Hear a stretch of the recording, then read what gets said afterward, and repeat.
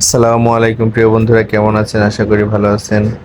আজকে আবু বকরের মাদ্রাসায় আসছি আবু বকরের জন্য খাবার নিয়ে।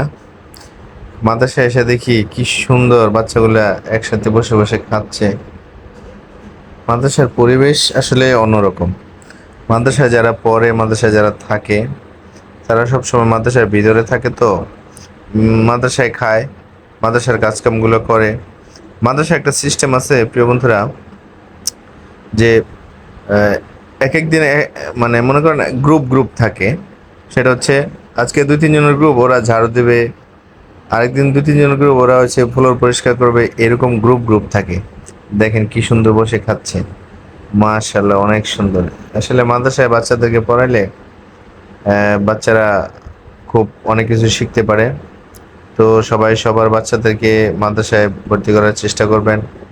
আসলে দিনই দিনই শিক্ষা শিক্ষিত করতে হয়। দেখেন বাচ্চারা কি দুষ্ট, আহারে। আসলে মাদ্রাসার বাচ্চারা যেমন ভালো তেমন দুষ্টও হয়, অনেক দুষ্ট হয়। কিছু কিছু বাচ্চা আছে প্রচুর পরিমাণে দুষ্ট, যারা আহ, মানে স্কুলের বাচ্চাদের চাইতে অনেক বেশি।